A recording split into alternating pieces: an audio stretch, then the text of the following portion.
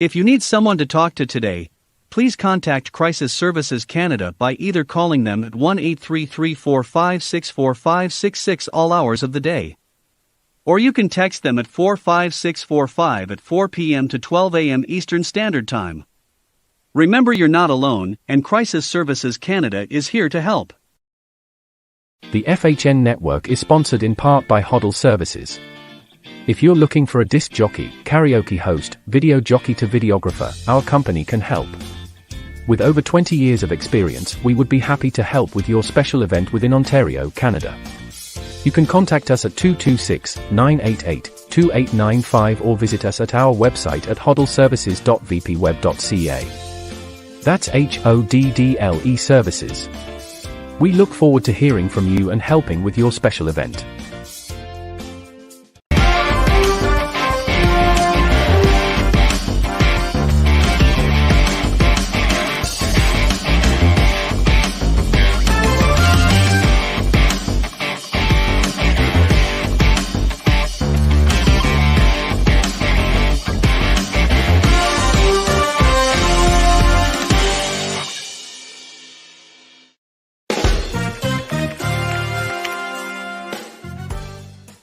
Turn it up and up and up. We want it louder, up and up and up.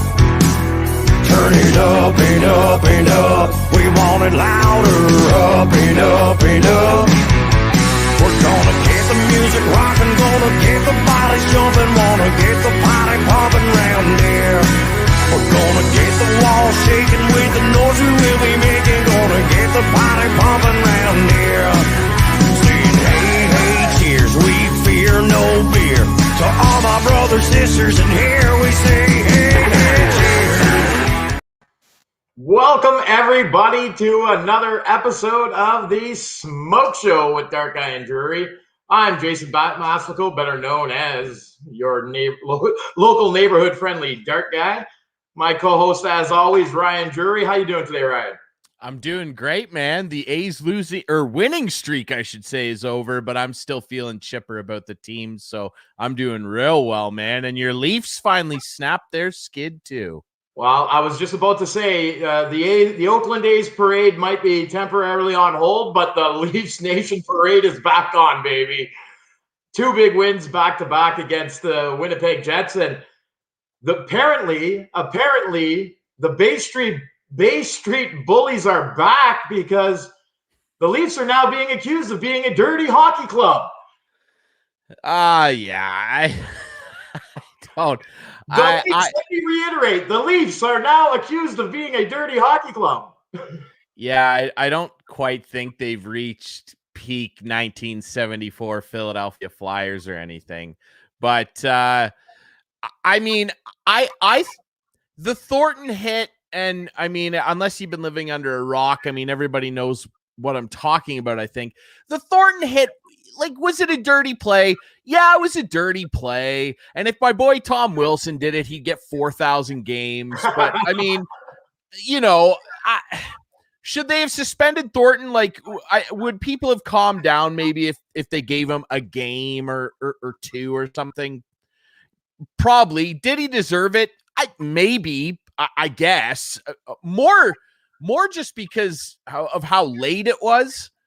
But other than that, like the Ehlers thing that people were freaking out over too, I mean, that's just a play. Like I didn't think Muzzin did anything wrong. No. He caught him in a funny way. And to my understanding, I think it was his leg that ended up getting almost hyperextended, because if you watch the play, he kind of stumbles awkwardly after Muzzin runs into him. So, yeah, I mean, the Leafs are everyone who isn't a Leaf fan's favorite team to pick on.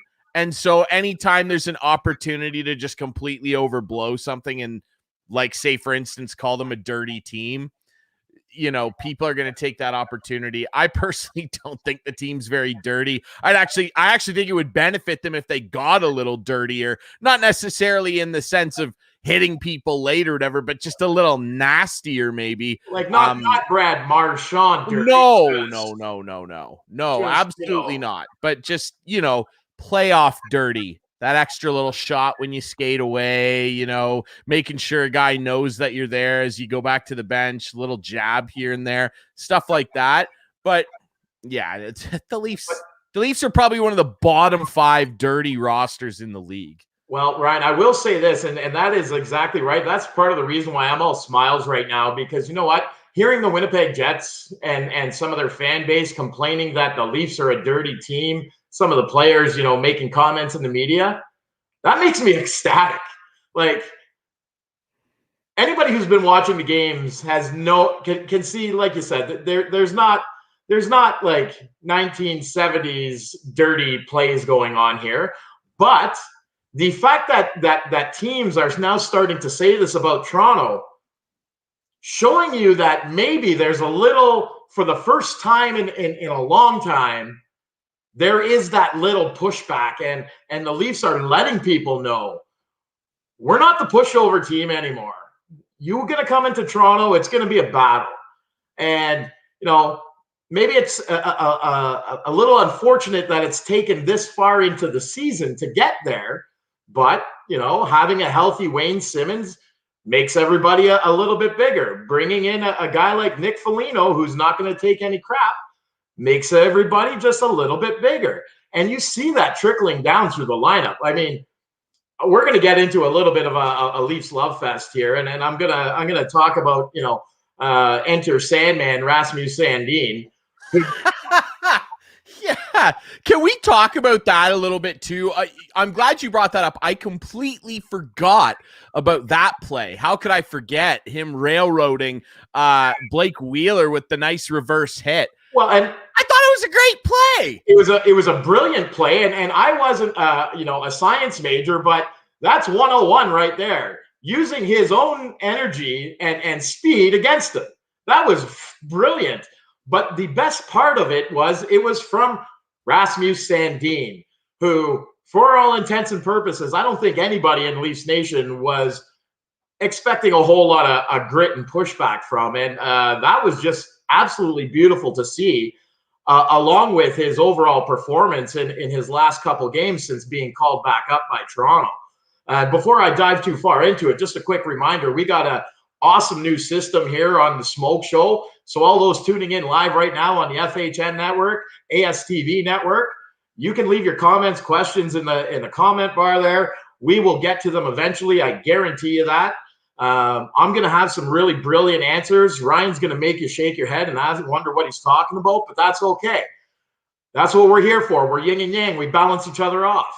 Yeah. Does the mustache make me more trustworthy though? No. You actually lost all credibility with that duster.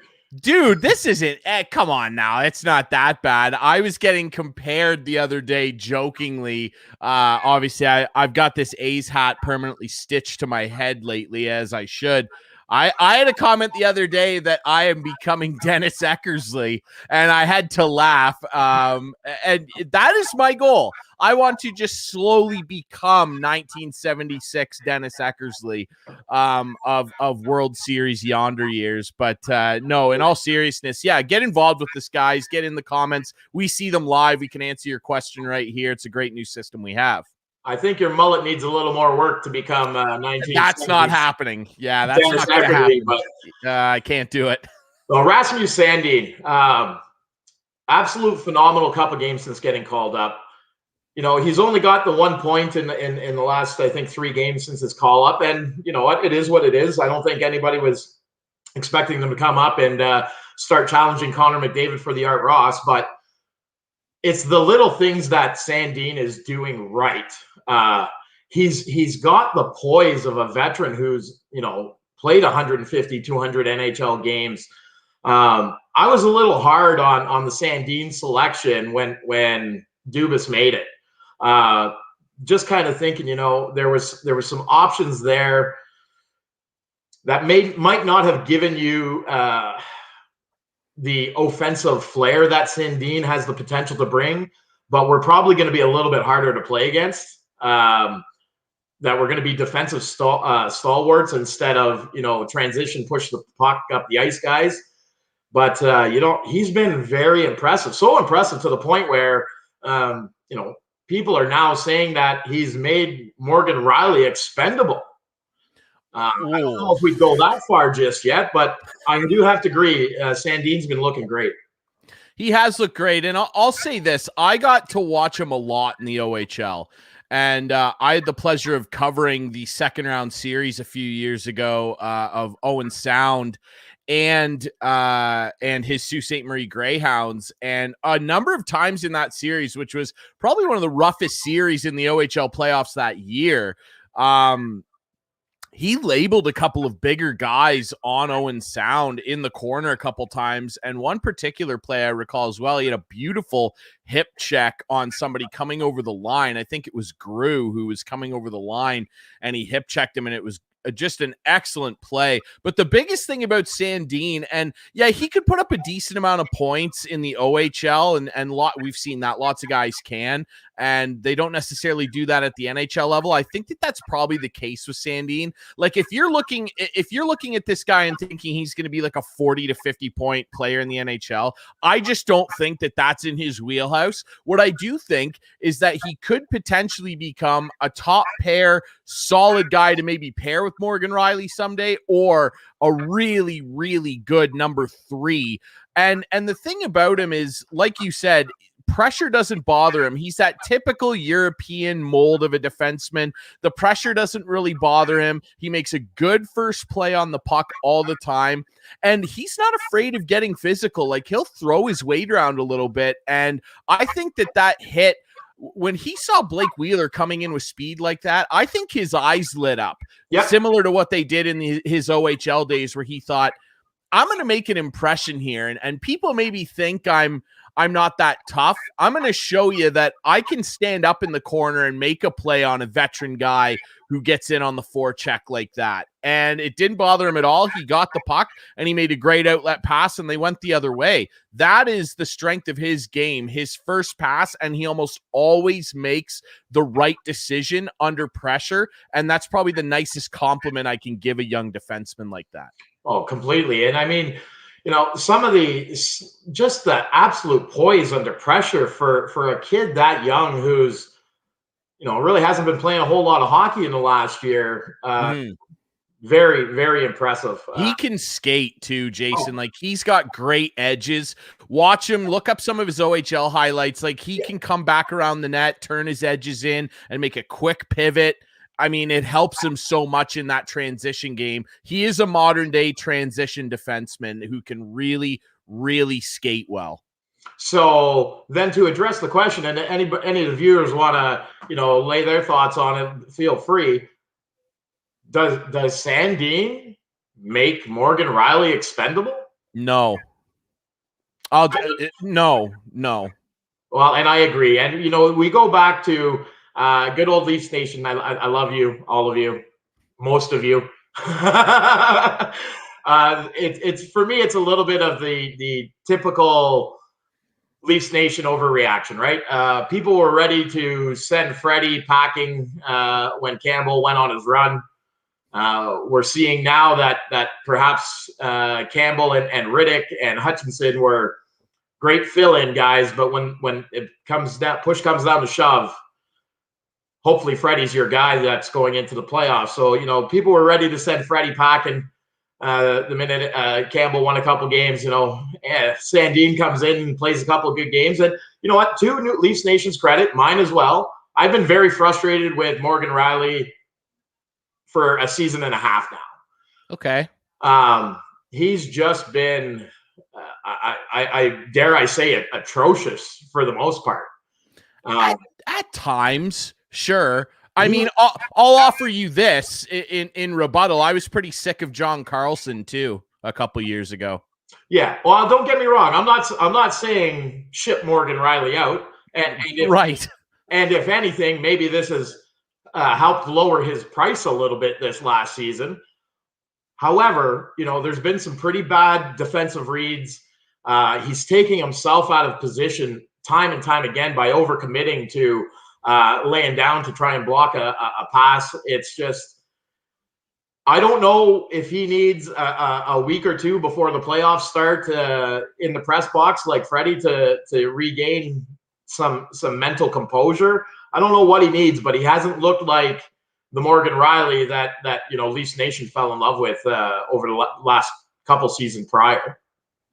Yeah, I still really like him, though, as a player, and I'd argue he's still one of the best players out of that draft class. I mean, I still believe he'd go number 1 overall if you redid that draft again, which turned out to be a crapshoot draft if you ever saw one. Yeah. But it turns out Berkey was right, wasn't he? So, yeah, I just think that you're looking at a guy who has made a name for himself in the NHL, being a high-flying, fast-skating, jump-into-the-play defenseman who can get you 60-plus points. And just a couple years ago, we saw him have a career year. Like, he was disgusting. Like, he was doing unbelievable stuff out there. And this year, it's slowed down. The power play as a whole has not helped the way his season looks. Because you remember that year, he got a lot of points on the power play. I think he had 25 plus points on the power play, that 70-point year that he had. So that makes it look worse than it is. Okay, but you could argue the fact that maybe some of the Leafs struggles on the power play, it's vice versa, that it kind of leads to. And we talked about that. We talked about that. Poor play. And it does, because when you have no confidence, which it looks like he has right now, he has very little of it and is trying to build his game back up, which I think when the playoffs come around, he's going to ratchet it up and lock it back down. We've seen him be able to have long stretches of really good play, and I believe in the guy.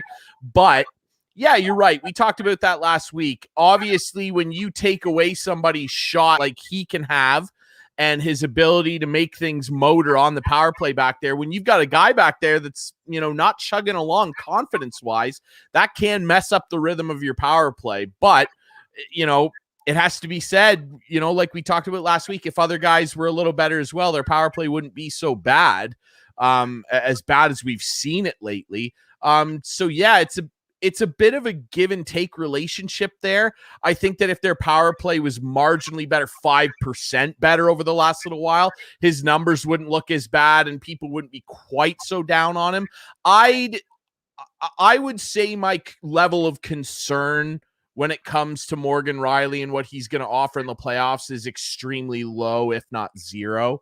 Yeah. I think that he's going to be there when the fight begins, and he's going to be, if the Leafs go far, he's going to be a major factor. I'm confident in that, having watched his career so far. Yeah, and we got a question from Mike Wookie Walker. We're going to have to get an explanation on the Wookie nickname at some point in time there, Mike. But Mike's asking, so when does another Leafs D-man get a shot? Well, I can tell you my frustrations with Morgan were hitting a pinnacle last game, and as if you recall, right at the end of the second period, the Leafs had a power play that was basically I think 45 seconds in the last end of the second, another minute and 15, and it to start the third.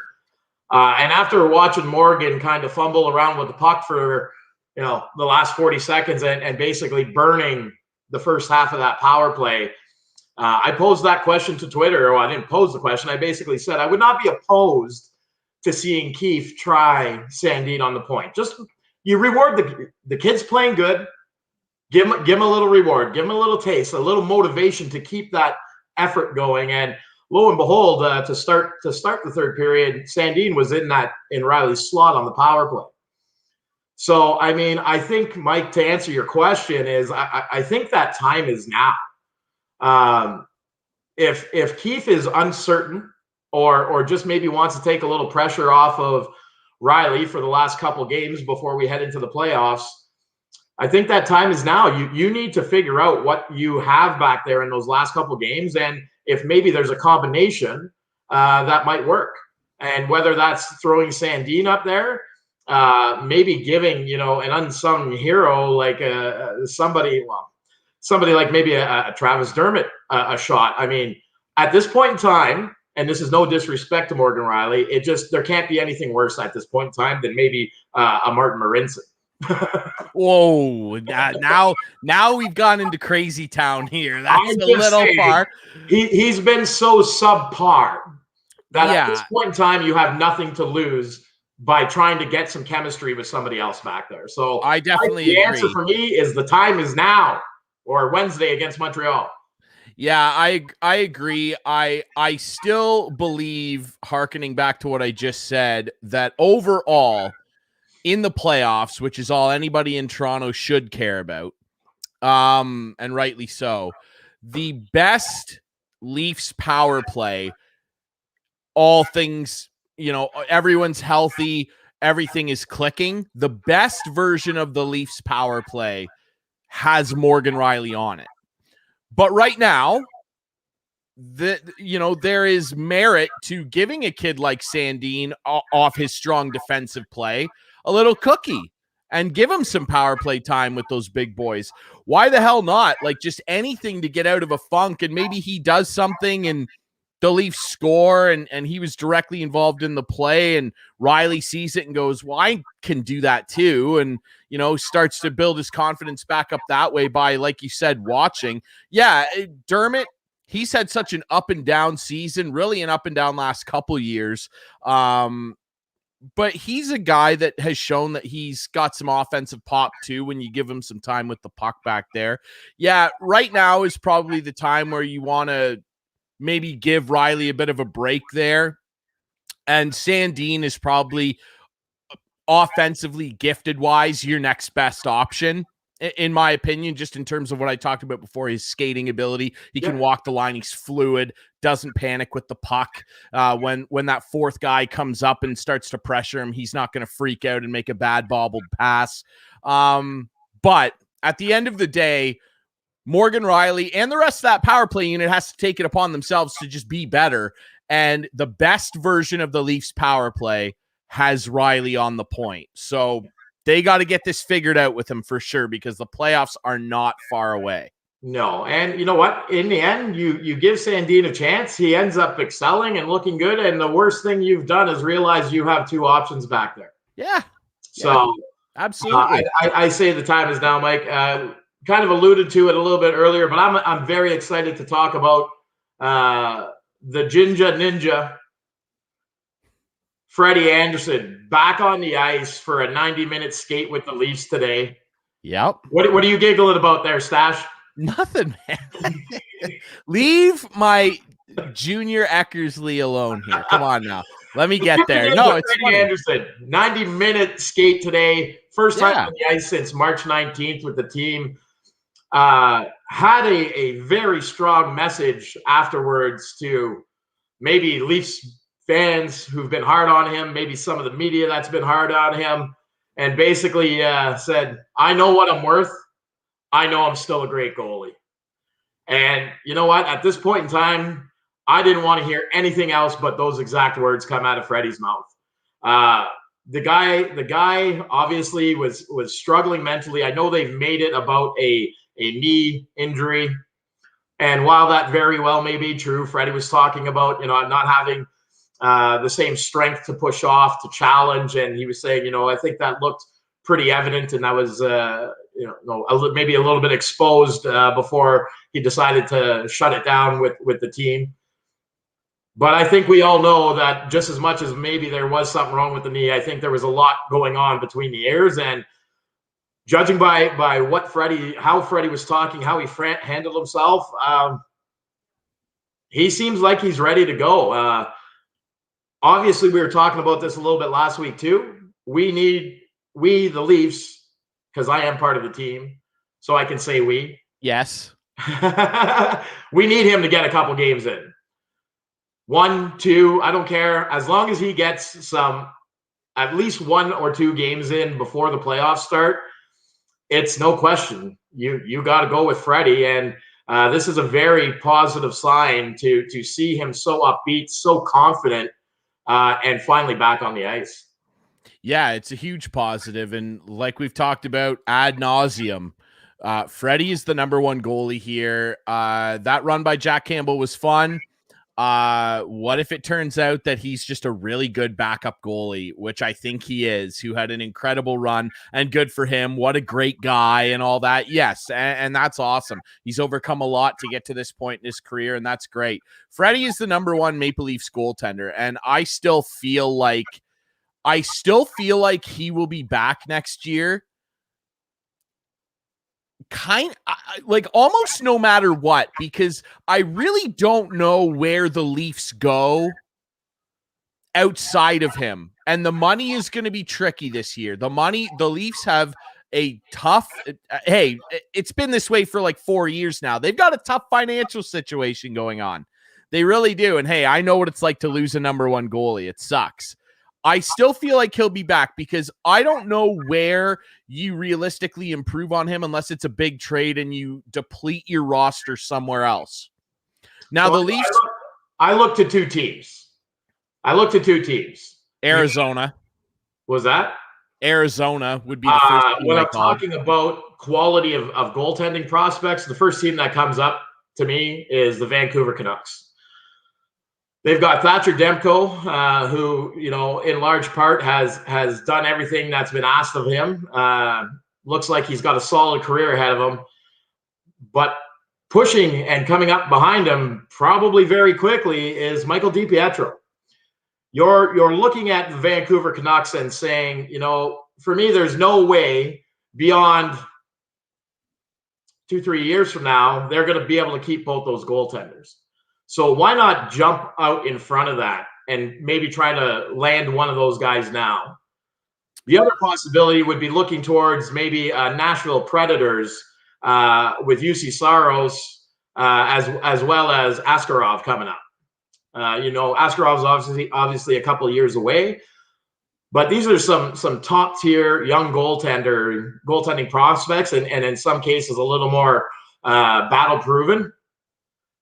I just think that maybe now is the time to try and strike on something like that, like come this offseason, and maybe look at solidifying yourself a better prospect, a better goaltending prospect if you can. Well, the thing there is, are the Leafs and the fans going to be comfortable with the Leafs turning over their goaltending to a completely unknown young commodity, right? I'll start on Michael DiPietro. I love the kid. Mikey is one of the nicest kids you'll ever meet. He is an unbelievably selfless person. And in all my dealings with him when he was in the OHL, he is just a spectacular guy. Like, you could not love the guy more. He's barely played in the NHL. I think he's played one NHL game. Yeah. Is that an improvement on Freddie Anderson at his worst? I would say no. Thatcher Demko's not going anywhere. So Vancouver, Nashville, UC Saros would be the best option of the guys you mentioned, but he spent the majority of his time as a backup. He's starting to pull the reins now away from Pecorine, but is he better than Freddie Anderson? I would say no. Is he cheaper than Freddie Anderson? All these guys? Absolutely, yes. Are they better than Frederik Anderson? I would say no. Askarov needs to learn how to hold on to a goalie stick. So I'm just going to write him off immediately. Now, I think he's a great goalie prospect, but learn how to hold on to your stick. Now, I said Arizona simply because I was thinking more veteran options. Darcy Kemper has proven that he is a legit NHL goalie. And Antti Ranta, while being a Band-Aid, has had stretches of really good play. And people would maybe say, it would be insane for the Arizona Coyotes to let go of a guy like Kemper. No, it wouldn't. It's the Arizona Coyotes. They don't know how to do anything right. They can't even pay their employees properly, and they miss bonus checks all the time. You don't think that ownership there that can barely string a team together wouldn't say, boy, we're going to have to pay this guy an awful lot of money pretty soon. Oh, Toronto wants him? Do it. Anything. It's the Arizona Coyotes. They're the most fleeceable organization in the league. Come on. But even having said that, I still believe Freddie is a better option. When he's on, he's a really good goalie, and I want people to remember something too. His whole tenure basically in Toronto up until this year and late stretches of last year after Keefe had kind of got the guys under his system a little bit more, which he barely had time to do, by the way. Prior to that, Frederik Anderson was on a team that was bottom 5, if not last, in a couple years, in high danger chances surrendered and shots on goal. Yep. We are looking at a guy who has faced more rubber than any goalie at the highest level in the past 4 or 5 seasons. Agreed. And when you have that many shots in the NHL taken against you, the law of averages, I don't know if everybody knew this, but NHL players are pretty good. The law of averages, like, this guy's not playing in the Dell. It's not the German league. No disrespect to that league. It looks like a lot of fun. These are NHL players. And the law of averages says if you give up tons, if not even the most high danger chances, some will go in. And when you give up the most, more often they'll go in against you than other teams, no matter who's in net. And I will just say that. Let me be clear. I'm not saying an Askarov or a DiPietro is a replacement for him next year. Like, they're right. Neither one of them are ready. And I think everybody knows that's ever watched the show or followed my Twitter. I'm probably one of the biggest Freddie defenders. You are. You're saying in the future. Yes, but I'm just saying maybe now is the time in this offseason to start looking ahead to what life without Freddie looks like, just in case. Yeah. Of the guys you mentioned, are any of them, other than Demko, who I just believe is untouchable, other than him, are any of those guys pedigree-wise that crazily better than Joseph Wall? I don't know. In my opinion, yes. Saros, maybe. I would put Joseph Wall in probably, if I had to break it down right now, I'd say Joseph Wall's probably in my top, I'd say he's top 20, top 25 goaltending prospects in the league. That's where I put him. Him, Ian Scott, and Ville Vehanainen are Vavalainen, yes. What? Vinny Vavalainen? Yes.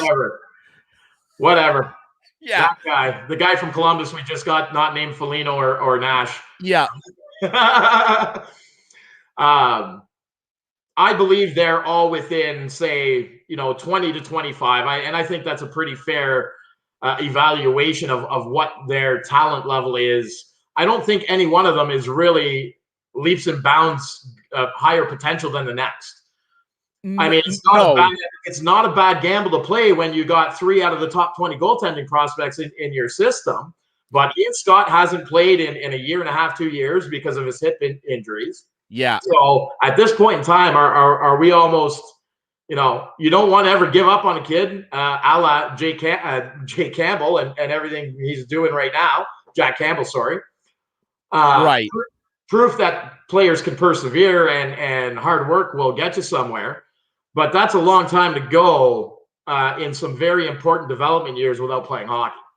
That's the thing too, right, Dart Guy? Is like, we're talking about guys mostly that we've never even seen play an NHL game. Yeah. Like, we've never seen Yaroslav Askarov play an NHL game. I saw him try and play in the World Juniors.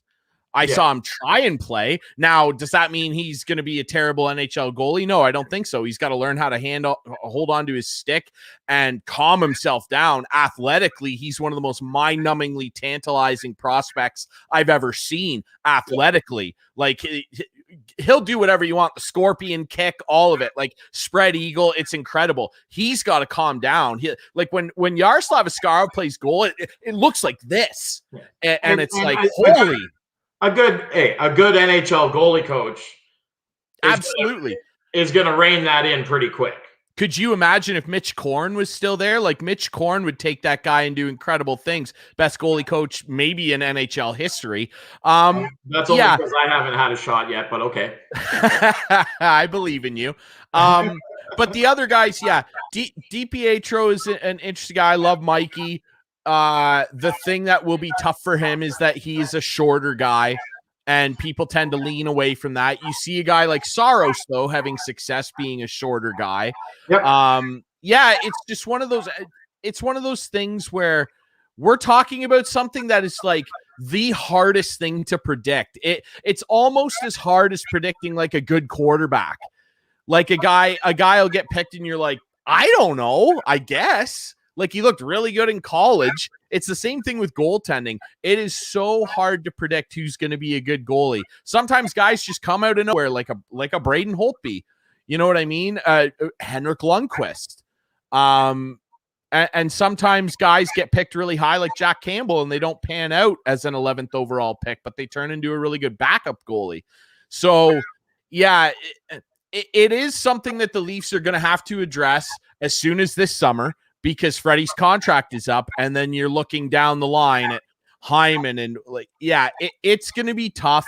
But for right now, it's positive Freddie's on the ice. It sounds like he's got his confidence rocking, and it sounds like, based on his tone, that he wants to prove some people wrong, and that's Absolutely. Never a bad thing, especially going into the playoffs. And I will be the. I tend not to do it often, but when I do, I save it for a big moment. And Freddie wins that first playoff round. Freddie wins that second playoff round. I am going to be all over social media saying, I told you so. You told you so. Told you so. Told you so. Told you so. Yeah, cash and receipts. It's one of those things, man. Like I did the same thing with Braden Holtby. Everybody was like, well, Grubauer. I'm like, you just wait. We're not going anywhere without the beast. And we didn't. And then he went on to make the save. And they danced around with the Stanley Cup and partied in fountains for a summer. And the Leafs can do the same thing. There's some nice fountains in downtown Toronto there in front of City Hall or whatever it is. Like I may have been in one or two of them before. There you go. There you go. Yeah, John Tory, don't look at the tapes. They could do the same thing, and because it's easy to say, oh, I think this guy's good. I think this guy can do X, Y, and Z. At the end of the day, and my team was the best example of it. And you look back at other teams that didn't win, the Sharks. Think about how good the Sharks were forever. You're a loser until you're not. For years, Ovechkin's a bad captain. Can't win the big game. Can't get out of the first round some of the time. Can't get out of the second round. Loses to Game 7 to the Rangers all the time. Can't do it. Now, all of a sudden, he's a legend of the game, and oh, what a gritty leader, and blah, blah, blah. That all the things that are said about him now are just so heartwarming and nice. Wasn't like that a couple of years ago. No. I would trade this guy, and I would let him go to the KHL and save the cap money. Like, I was pulling receipts and retweeting all the old videos off NHL Network and like Marty McSorley on there the one day. Like, I wouldn't trade him for this guy. Like, you're a loser till you're not. Yeah. And this Leafs team can win. I think they can win. They are good enough to win. It's all about, can they mentally outgrind? Mentally, it's more mental than physical. Anybody would tell you that. Can they mentally outwit and outgrind 4 opponents into June? Well, that's all it comes down to. I think one of the guys I was wanting to talk about a little bit too, bringing in addition, like we talked about last week, Nick Foligno is a guy that plays that style of hockey. He did it to the Leafs last year in the play-in round. And he's fired up to be there too, eh? The pregame speech, pulling out his dad's 93 team-issued hat. I love it. It's great. It's awesome. It is awesome. It's great. I was hoping to see him pull out the bucket for warm-ups, maybe too. That would have been friggin' dirty as all hell. That would have been so unbelievable if he did that. I don't remember if I brought this up last week or not. And if I did, everybody watching at home and Ryan, forgive me, because I don't remember if I did or not. But I saw a lot of people on social media complaining about Nick Foligno. Already? And no, because Toronto. We've talked about this, and Toronto fans. It's either you like Marner or you like Nylander. It's not possible to like both for a lot of people, right? Yeah. So it's either you're in I wanted Taylor Hall boat, or you're in the I'm happy we got Nick Foligno boat. and it's like there's no medium there. So I had seen a bunch of people, and one guy came to my Twitter feed, and excuse my French, but called Nick Foligno a douchebag. And I just kind of, I don't usually engage these types of clowns, but this guy was like dancing, and you know, he had the like every time I read one of his comments, that's all I could hear, right? So I had to talk to I had to put this out there. This is the type of person Nick Foligno is. I have a friend of mine who at 20 years old, between the ages of 18 and 20, battled cancer, non-Hodgkin's lymphoma. At 20 years old, after 2 years of treatments and fighting, rang his bell. He was cancer-free. Awesome. Nick Foligno takes one of his jerseys, signs it, sends it to his dad, Mike, in Sudbury, and says, please go give this to Jake. Congratulate him on his battle. And when I saw that comment about Nick Foligno's a douchebag, I haven't seen read so much in my life before. Like, people don't know the type of character, the person he is. Just because you wanted Taylor Hall, you say something like that about Nick without knowing nothing about him. So Nick does this for a family friend, a good friend of mine, who I always kick his ass in our fantasy pool, but that's neither here nor there. Sorry, Jake. That's just business, though. That's just business. He does this for him, and people are going at him because they wanted Taylor Hall. Well, you know what? No offense. We got enough Taylor Halls. Taylor Hall's been playing like crap this year anyway. I wanted Nick Foligno. I'm glad we got him. And that one little story there goes to show you the kind of character that we injected into our dressing room. That is a guy that people will look down the bench and say, I'm going to battle for that guy. I will put myself on the line for that guy right there. And I think, you know, that's going to go a long way when you're talking about, does this team have the mental toughness to grind out 4 series wins? Well, if you would have asked me that question, at the start of the season, I would not have been as confident. I was happy with a Joe Thornton and the veteran presence he can bring. I was really happy with Wayne Simmons. And now to see him start to get healthy again and be a little more in your face is fantastic. But Nick Foligno might very well be that difference maker that all these people saying I wanted Hall will probably be the first ones buying a Nick Foligno jersey when we win the cup. But I just wanted to share that story. Nick and the Foligno family are stand-up people. Mike is a salt-of-the-earth guy, and he raised his boys right. Anybody who's got anything bad to say about Nick Foligno, maybe I'll put my address up in the chat. We can talk about it. Yeah, it's so confusing. I don't know why fans do this stuff. It's like, you know, your team in any sport, it's like, yeah, I'd like to acquire this guy. I'd love to acquire this guy. I'd love for the Oakland A's to go get an expensive pitcher. That'll never happen. You know, I would love. Did I think the Capitals were going to get a guy like Anthony Mantha, who I've been very excited about?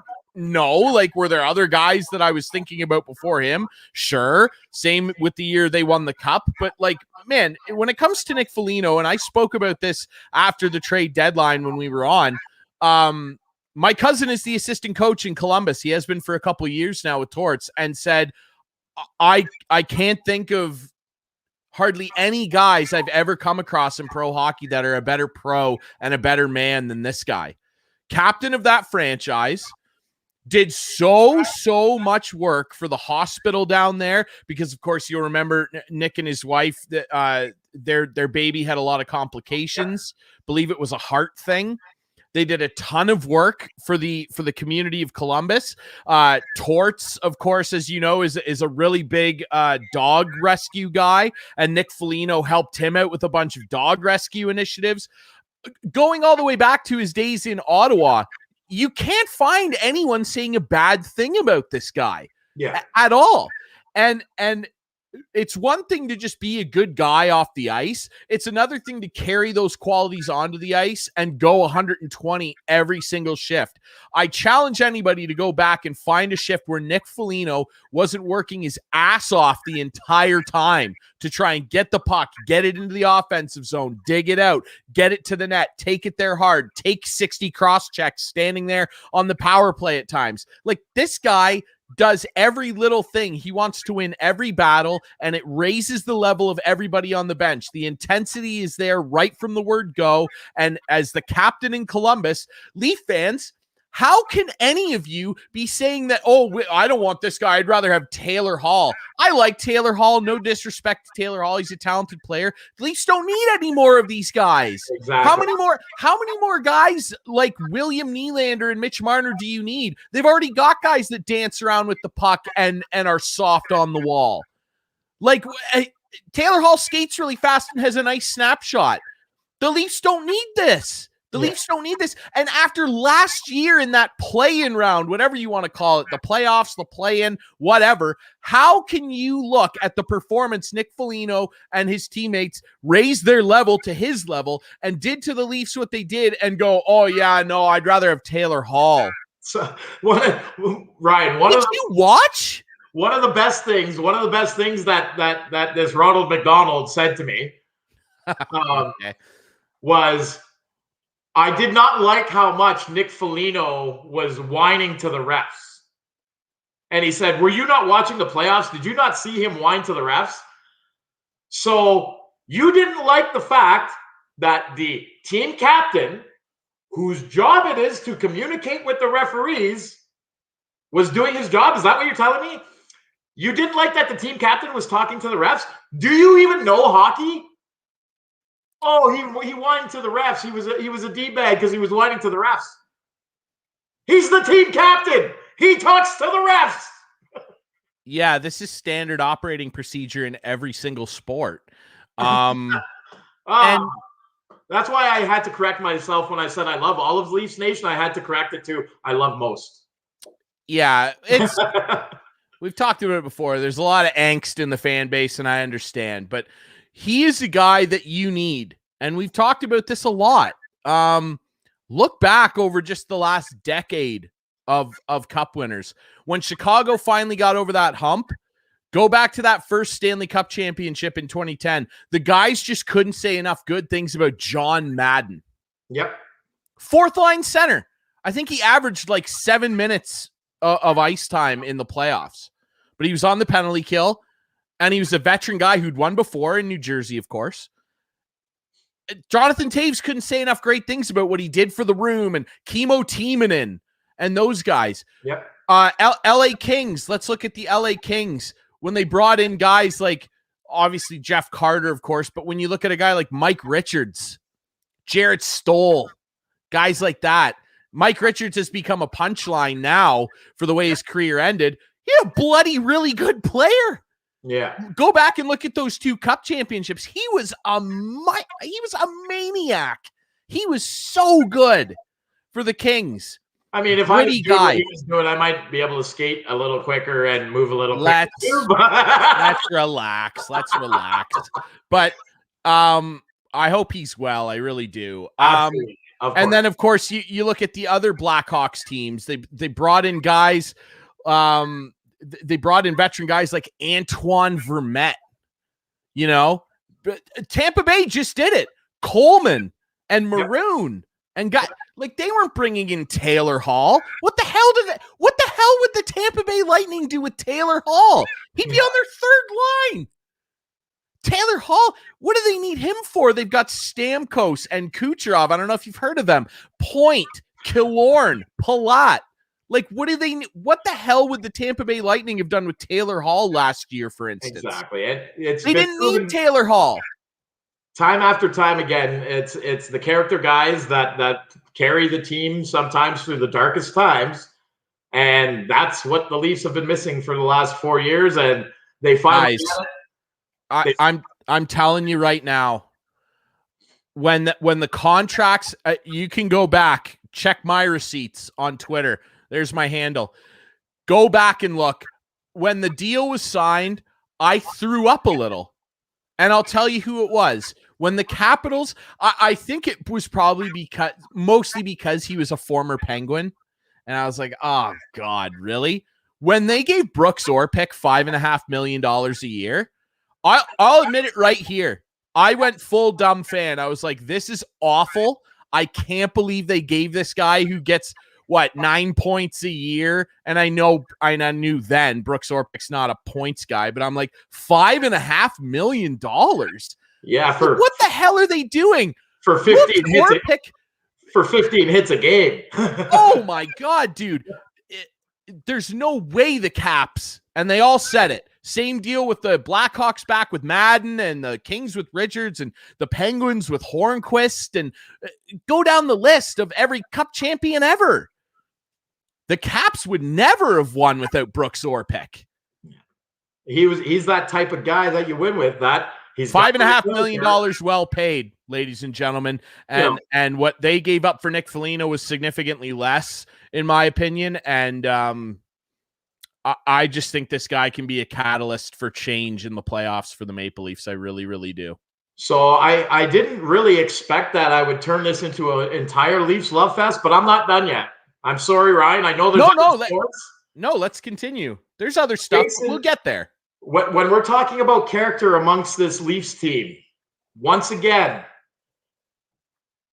Jason Spezza, a veteran leader in this team, steps forward and organizes a pool to help the Marlies out. So I don't know if everybody's aware, but basically the way the season has rolled out for the AHL and the Marlies, the league minimum salary right now is $51,000 in the AHL.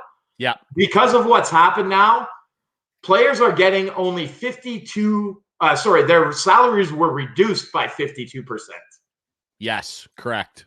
So somebody who, was making a living of 55,000, which I think everybody in the world knows is not a lot of money when you're carrying a mortgage and a car payment and everything else. Kids, all of it, yeah.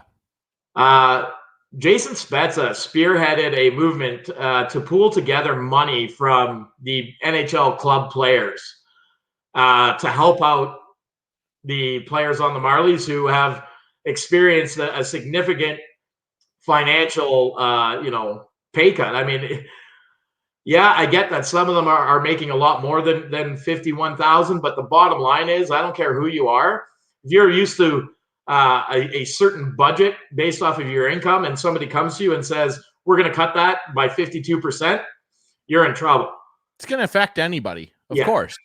So what he's done is absolutely phenomenal. And I think that, again, just lends itself to the fact that there is finally a changed culture in that Leafs dressing room. And I said it at the start of the show, the Leafs Nation parade is back on. Well, at least in this basement it is, because I have a renewed sense of faith in everything I've seen. Sandin coming up, Foligno, 2 points in 2 games, being Nick Foligno. Freddie making his way back.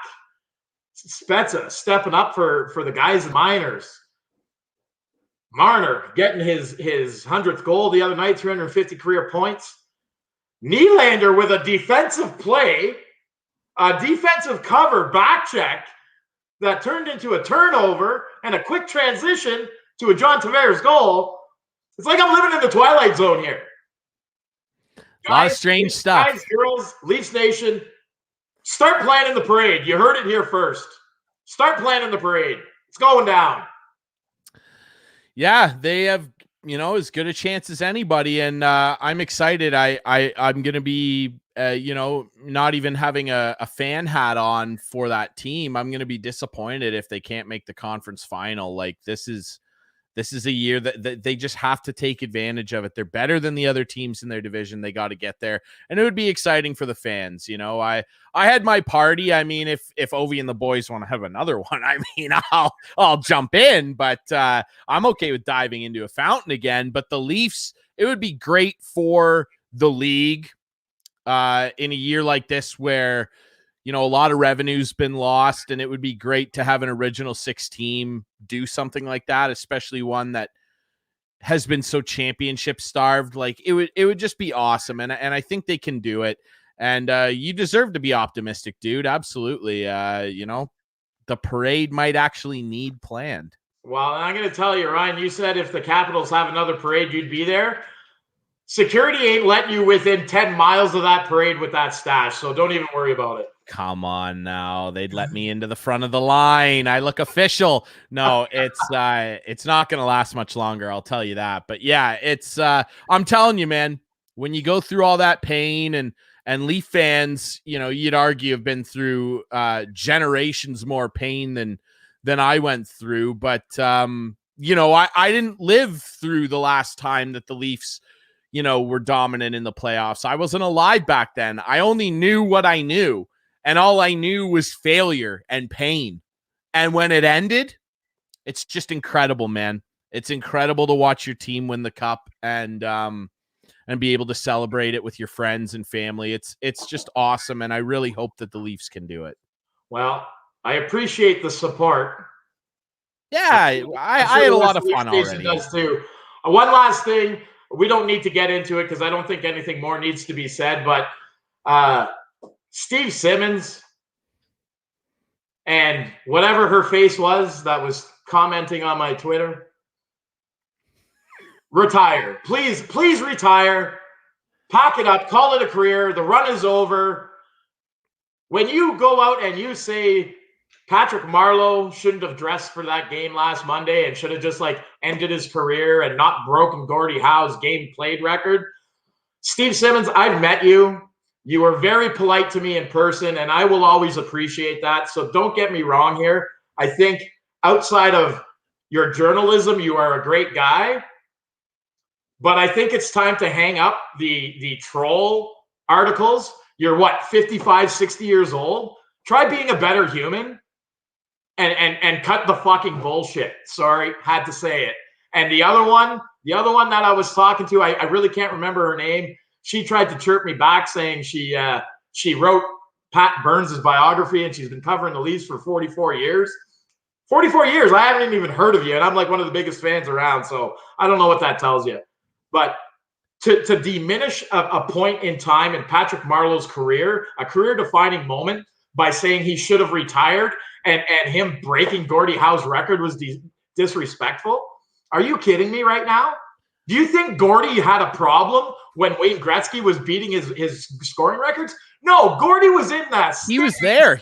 Watching him, congratulating him. So don't be putting words in Gordie's mouth and trying to stir the business with your trash, garbage articles and headlines. Here's better humans. Here's where it ends for me. I don't share that opinion at all. I'm happy for anybody to break a record. I mean, you broke a record. It's a significant thing in sports. Gretzky said it. All the great, players across sports have said it. Records are made to be broken. I remember a number of years ago when Cristiano Ronaldo broke Raul's Real Madrid scoring record. Raul was there and shook his hand and gave him a commemorative plaque and everything. Who cares? It's a record. It's amazing when it's broken. For years now, we've been talking, will Ovi beat Gretzky's goal record? It's getting awful hard now with all this COVID garbage and the 2 lockouts he's been through. If he does it, it's going to be amazing. It's going to be amazing, guys. If somebody wins 7 Super Bowls as a quarterback and wins 8 and breaks Brady's record, that's going to be amazing. And I fully expect Tom Brady to be there and shake the guy's hand when he does it. Yeah. That would be incredible. It's awesome when records fall. And the thing that ends it for me was in the commemorative video that they put together for him, which was really great. Yeah. And congrats again to Patty. Mark Howe was on the video and said, if Gordie was here, he'd be incredibly proud of you. And I'm sure he is. Yeah. It's the guy's son.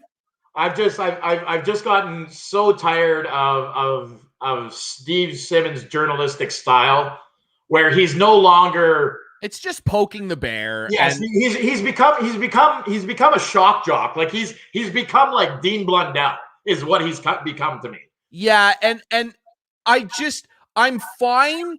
I can deal with the trolly nature of certain people. I can deal with it. Fine. That's what you do. But there's a right and a wrong time. I don't think doing it for a guy like an incredible accomplishment and kind of crapping on his night, like, that's not the time to like have the hot take and go, well, actually, congratulations, Patrick, but I actually think that you should have retired and respected the ghostly specter of Gordie Howe, Mr. Hockey. He's still Mr. Hockey, guys. He played when he was like 51 years old. He's still Mr. Hockey. And if he never had played in the WHA, Patrick Marleau would be a good 400 games behind him still. But Gordie went to the WHA, didn't he? And then the NHL absorbed them. Yeah. Gordie Howe, his professional games, because say what you want about the WHA, it was a professional league. Gordie Howe's overall professional games record will never be touched. It's an unbreakable record, right up there with Cal Ripken and Ted Williams' hitting streak, all that. That record will never be broken. The NHL one, neat. So even I love the legend of Gordie Howe. I remember my grandpa always telling me about Gordie Howe and like what it was like to watch him play and everything like that. And it's incredible. It's the same reverence that we speak about today with guys like Ovi and Sid and Patrick Kane and all that. And that's amazing. Every generation has their guys, right? Or Gretzky, Lemieux. When you, like, I don't understand turning around and crapping on, like, does anyone think that, like, Rocket Richard was mad or something when someone scored more than 50? Like, what?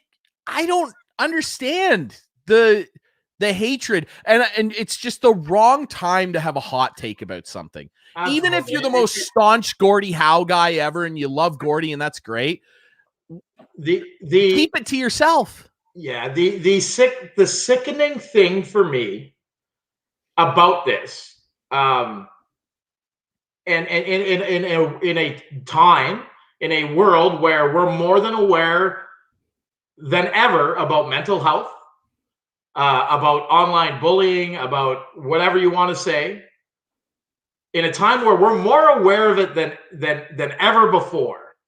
Mm-hmm. That, truth be told, Toronto Star, Toronto Sun are still employing people and maybe to a certain extent even encouraging it because it's clickbait. Like, I just think at some point in time there needs to be some responsibility here. Whether that comes from the organization, the newspaper, the media outlet, or the person themselves, to look yourself in the mirror and say, you know what? Yeah, if I hit send right now, it's going to get me 10s, 20, 30,000 clicks. And that's going to look great. Hundreds of thousands even, maybe if you're talking about, Toronto, because we are the center of the hockey universe. But before you click send, consider that Christina Marleau is going to read that article. Consider that Patrick's kids are going to read that article. Try to be a better human. It's not all about clicks. It's not all about Twitter impressions. Maybe at some point in time, especially at their ages, be better. Just be better. Yeah. Yeah, and that's all I'm going to say about it. For somebody who said I wasn't going to dive into it, I ended up swearing a couple times. So yeah, man, you're in trouble now. But no, I agree. Just I didn't understand the vitriol and the hatred. I thought it was a cool thing that happened, and congrats again to Marleau and his family. And it's an incredible achievement and good for him. And let's move on. Yes. So for 65 minutes, we've talked about everything I wanted to talk about. You have 25 minutes. Go. I have 25 minutes to talk about some stuff. Well, first of all, let's just talk briefly about my little rant last week where I took over the show and talked about soccer, and I'm sure that excited everybody. The Super League died. It didn't really last long. And good. Now they'll try and do something like this again because, I mean, the rich pig owners, they've always got something up their sleeve. And, the John Henry, that tool from Fenway Sports Group and that owns Liverpool, and Stan Kroenke's kid, the guys that own Arsenal, and they also own the Rams and all, and the Avalanche too. They own the Colorado Avalanche. Put out a bunch of BS statements. Oh, we're sorry that we didn't consult with the clubs and everything. Soccer, more than any other sport, is for the fans. It's all those clubs that are hundreds of years old were built by fans, dock workers, factory workers, textile men, for the community. The clubs and those great old buildings, Old Trafford and Stamford Bridge in London, where my boys Chelsea play, and Anfield in Liverpool, beautiful, majestic places in the sports landscape, are for the fans. They're for the fans. Owners of any sports team, like, let's look well beyond soccer. You are custodians. You are caretakers of a property that millions of people hold dear. And it is incumbent upon you. It's not like opening your own business. And sports is a big business, and I understand. And there's money that needs to be made. I understand. But the fans need to be at the heart of every decision you make as an owner. And I don't know if there's any owners that are listening to this, but maybe there's a prospective future owner that's watching that's going to be a billionaire someday. If you go buy a sports team, viewer, please consider the fans. The brand doesn't exist without the fans. If millions of people around the world, including me, don't buy Chelsea jerseys, the brand doesn't exist. Stamford Bridge doesn't exist. It's torn down. That's an empty parking lot. It's for the fans. And I find it still disgraceful that even as it was all falling apart and the club started pulling out, that idiot Florentino Perez, who runs Real Madrid, was still trying to defend it. And he actually said that he thought that they should start making soccer games shorter because the younger generation can't pay attention for 90 minutes. The clock doesn't stop. It's way faster than a baseball. Have you watched a baseball game lately? They're like 4 hours long. Have you ever been to a NASCAR race? Come on. And he's still trying to defend it. And the biggest offenders that are still doing this are Barcelona. Barcelona and Real Madrid, who are coincidentally in a ton of debt from terrible business and player decisions that were at the forefront of this thing. Barcelona should be ashamed of themselves. Joan Laporta and all those people that are running Barcelona should be ashamed. Their whole identity as a club, and I'm sure you probably know this, Jason, but a lot of people that don't like soccer maybe don't. And this is the last point I'll make on the Super League. I want everybody, soccer fans, man, we came together, man. We took over. And if I could have flown over to England and stormed Stamford Bridge to protest, I would have. And I want you to do two things as a fan. I want you to look at the video of the Chelsea fans storming Stamford Bridge and then them all getting the news that they pulled out of the Super League. And it was unbelievable. I was so happy about that. Yeah, I mean, their chant that we saved soccer was maybe a little over the top. Yeah, it was a little over the top. But you know what, man? I've never seen soccer fans so united, pun intended. Man United fans, Liverpool fans, everybody on Twitter. Soccer Twitter, man, you think hockey Twitter's nasty? Holy God. Get on the soccer Twitter wires. There's some vitriolic crap being said. But I've never seen so many fans of other teams. Hey, I'm a Liverpool fan. Thank you, Chelsea fans, for doing this. I'm a United fan. I was psyched when I saw the Chelsea fans. Thank you. So, yeah, the whole saved soccer thing, it's, of course, a little overblown. We all did it. We did it together. And we can't let these owners do this stuff to us. And like I said last week, don't think they won't try and do stuff like that here with our teams. Yeah, don't think they won't. And they'll go, oh, it's because of the pandemic and we lost all this money. You guys are going to be fine. You're billionaires off our pockets. Don't you dare do this to us. The other thing I'd like you to look at really quick, look at an aerial picture of Barcelona's stadium. I want you to look at it, the Camp Nou. And like soccer stadiums are so cool. The seats, they have yellow painted. It looks like a design. And the design says Més que un club, which is Spanish for more than a club. That is Barcelona's entire identity. More than a club. It's the center of that region of Spain. It is the center of their sporting passion. And they have, over the last 30 years, and well before that too, their storied club, have become one of the biggest sports powerhouses ever. You couldn't walk around anywhere in any city, even in Canada, for a good while and not see somebody wearing a Messi jersey. Yeah.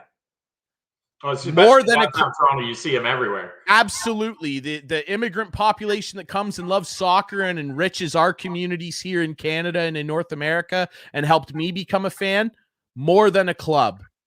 And I want everybody to keep that in mind with your favorite sports teams. Don't let owners walk all over you. We've got to take control and make sure that sports are still for us. They're for us, guys.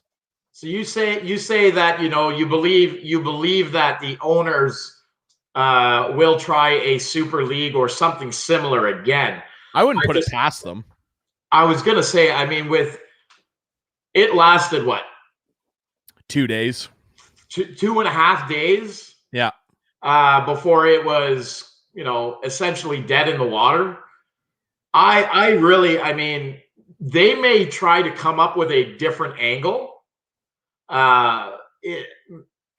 to increase their particular profits, but I can't see them being silly enough to try this again. At least not anytime soon, because fool me once, shame on me. Fool me twice.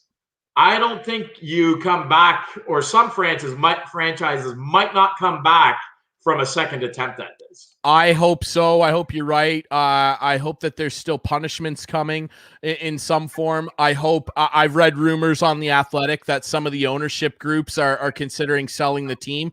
Good. We don't want you. You are a disgrace. You're a billionaire and tried to take advantage more of the people that make your brand what it is. Good. Go. We don't want you here. Glazers. We don't want you, Stan Kroenke. We don't want you, John Henry. Get out of our game. We don't care. What you think that and credit to a guy like John Henry, whose group bought Liverpool on a dime, like I talked about last week, and has turned them into a competitive team and invested plenty of money in them. That great, good. But what you did here was crap on the fans. You think that Liverpool won't survive you leaving as owner? Yeah. Get real, man. It's Liverpool. Manchester United's going to fold because the Glazers sold them? Okay. Yeah. Yeah, it's not happening. That's all I have to say. The Super League can go die a slow, painful death like it has. Never do it again. Never do it again. Oh, going to dive right into a little bit of and I don't know how we can't at this point in time bring his name up, but how about a little bit of Vladdy Guerrero in your life? Oh my God, is this kid playing ball, man? Holy, it's awesome. It's awesome. And like, he actually looks pretty good at first base. Like 38 batting average, 4 homers, 12 RBIs, was a 1035 OPS. If people were starting to maybe doubt his progression, maybe through last year, whatever he did in the offseason, he lost that weight, he got in a little better shape. Whatever he's doing, keep doing it, because baby, it's working. Absolutely phenomenal to see that, and you look up and down that Blue Jays lineup right now, and for a couple of years, I kept looking over to what the Atlanta Braves were doing and the talent they were stockpiling, draft after draft. Albies, Acuna, you got Christian Pache, who's for all intents and purposes, pretty solid prospect. It just goes on and on and on with that team. And I was like, man, really starting to get a little jealous of Atlanta here because they got some players. You start looking over at what the Blue Jays have, and you got Bo Bichette, you got Guerrero, you got Biggio looking much improved this year, in my opinion, anyway. Swinging the bat maybe a little bit better. There's something going on in Toronto too, and it's nice to see for somebody who's been a lifelong Jays fan, lifelong Argos fan, lifelong Leafs fan, lifelong Bills fan. It's nice to see everybody kind of good at the same time. Yeah, it is. And they're only going to get better here too, right? Because outside of Vladdy and Bo in stretches, that lineup has been pretty cold. Like Grichuk's chipped in a little bit here and there. He's going to probably be going to the bench a little bit here soon, as we're apparently later this week going to finally see Mr. George Springer. But the good news is that they're still winning games. They won another series against Tampa, who's, most people said their main rival right now in the AL East, but the Red Sox just keep winning games incredibly. It's a fun division. The Yankees suck, so that's great. But yeah, like they're 500 franchise right now, or one game, I think, below 500 Yeah. with missing Teoscar Hernandez for a significant stretch. Springer never. Springer hasn't even been in the lineup yet. And pitching woes. Guys are injured. Merriweather, it's incredible what they're doing, and they're only going to get better when the bats actually start heating up throughout the lineup. It's awesome. Well, I believe I saw yesterday that the Blue Jays ERA of like 3.08 is the lowest in the majors right now. It is. Their starting pitching staff and their pitching staff overall are doing a great job. No one saw that coming. Steven Matz is leading the league in wins, if I'm not mistaken. That guy has been excellent. And you know what? It's funny. I thought of this the other day when I read that. It's almost kind of payback. Now, I don't want to say anything ill of R.A. Dickey. He was a good soldier. He ate up a lot of innings. He actually had a pretty solid couple seasons in Toronto. But a lot of people look back on that and go, God, we lost Noah Syndergaard. And now the Jays have pulled a little bit of what appears to be, I know it's early days, a little reverse on stealing a pitcher from the Mets, who everybody kind of was down on, because Syndergaard, of course, had all those injury problems and still to this day does, because he throws so friggin' hard. But now Matz comes over and he's been their best pitcher. He's been Steven Matz has been fantastic. His strike to ball ratio and his whiff rate are right up there with the league leaders. He's been great, and it's fun to be a Jays fan right now. Not quite as fun as being an A's fan right now, but it's still pretty fun. Who? Oh, the Oakland A's, those guys that won 13 games in a row. Ride the wave, baby. You only remember the last one, right? That was a loss. Oh, well, that's okay, though, because they're still first. So, no, real quick, my A's, hey, it's fun. And you know what? Hey, the last time they won that many games in a row, they made a movie about it. So I'll play Billy Bean this time, or I'll be Dennis Eckersley. But, it's a lot of fun, man. You just look at that lineup, and again, it's typical Oakland A baseball. A bunch of guys leave. Marcus Semien, of course, the most notable, and in comes Jed Doubles Lowry, who just seems to put a Superman cape on every time he plays for Oakland. Mitchie Two Bags Moreland, just walking off games. Matt Olson is a freak. Matt Olson's a freak, and I love it. Matty Chapman, I mean, the pitching staff's getting better. Hey, it's been a fun time riding the wave in Oakland, and they're hot. Yeah, I mean, it's good for Oakland and their fans. The one thing I can say about a lot of the guys you just mentioned, they're historically, been streaky players, right? So I think things are going to maybe level out a lot, where maybe better buckle into the fact that it might be 10-game win streaks, 10-game losing streaks for the rest of the season. I don't think it's going to get to that level simply because of just how solid they are defensively, and the fact that they just have a lot of guys that get on base. They have a lot of guys that are maybe unspectacular players in terms of power and big fancy stats, but you look at guys that they have just, quickly, I don't want to talk about the Oakland A's too much, but it's my pleasure. You look at guys like Mark Canha and Ramon Laureano and Jed Doubles and all those guys, they get on base a lot, man, the old Oakland way. And they're solid enough. I'm calling it here. They're winning the division. They're going to win the division. They are winning the AL West again. We'll see what the playoffs look like. I'd love to see them get another pitcher. Please, God, get another pitcher. But I'm pretty happy so far watching some ball, man. I'll tell you what. So it's been a lot of fun. Hey, you know who's not having fun watching baseball, Jason? People in Colorado. Let's quickly shift our focus to Colorado. Absolutely. Jeff Bridich, their GM, resigns after what's he been there for 10 years now under Dick Monfort, the owner. He and Jeff, of course, oversaw potentially the worst trade in baseball history. I mean, it's up there. God almighty, that Nolan Arenado trade is just a tire fire. And them giving St. Louis $50 million on top of it. To take them. Oh my God. What I don't know how ownership let that slide. Well, Dick Monfort was apparently fine with it. He didn't want to pay him, and it goes back to them basically lying, if you believe sources, to Arenado's face, who is one of their greatest players of all time. Like, I think most Rockies fans would probably say he's a top 3 Rocky, if not for a lot of people, number 1. Oh, absolutely. But how can you say that they didn't want to pay him, but when they shelled out $50 million to get rid of him? That's the thing that's so wild. He signs that, what was it, $260 million extension or whatever, and cried at the press conference. Like, his teammates all came out and he started getting emotional. He's like, I want to be a Rocky forever. And they lied to him, if you believe the sources, basically saying, it's not over with you. We're going to spend money. We're going to get better guys. And then all of a sudden they let DJ LeMahieu go and pitchers go and other really good players. And it's going to continue. What, you think Trevor Story's going to stay there? What the hell would Trevor Story stay there for? Charlie Blackmon? No, they lied and they didn't invest in the team.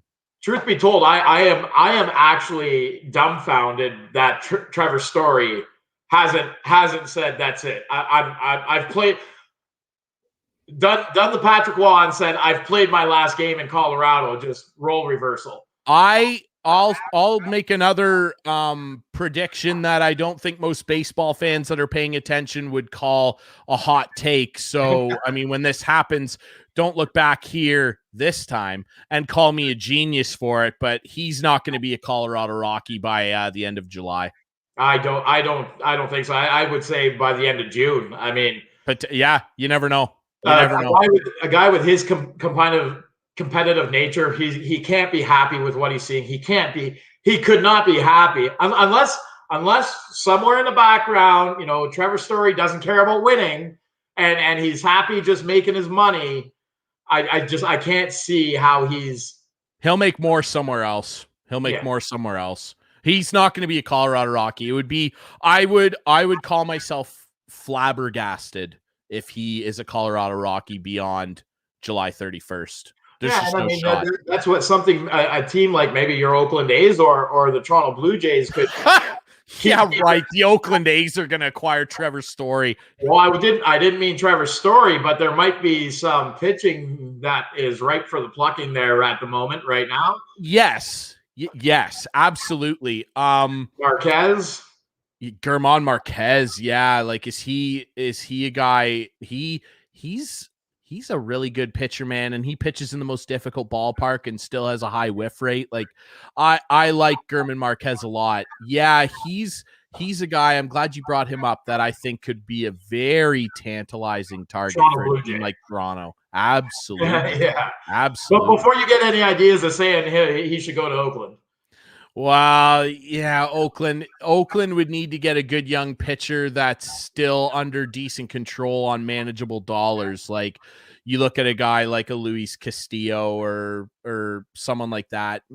I don't know. You never know what Oakland's going to do. But hey, Billy Beane and all those guys over there, they always seem to figure out a nice trade to give the boys a boost. So you never know. I don't think it's going to be something like that. But, Colorado, good God. I mean, God bless you. Thank God you've got the Avalanche, because holy Lord, the baseball team is a disaster. And the football team is too. Well, on that note, We'll leave this week on a Vladdy Guerrero bang, just like his batting average right now.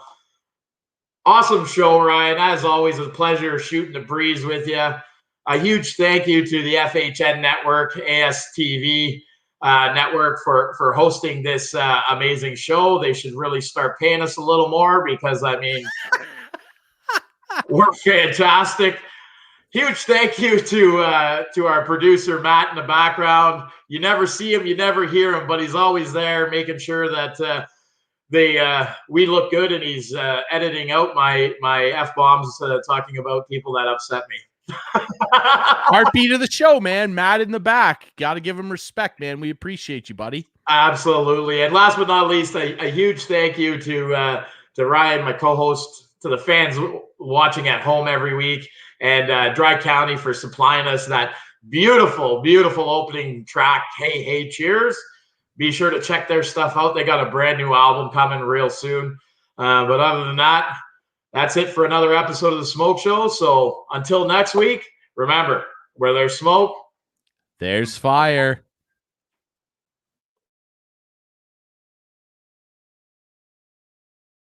Make sure to check out our past shows from previous weeks on our YouTube, Facebook, or Mixcloud channels. You can always catch up on podcasts while checking out our FHN Network channel on YouTube or Facebook. Or you can listen to an audio copy of our past shows on our Mixcloud channel at FHN_Network. The FHN Network, the future of entertainment.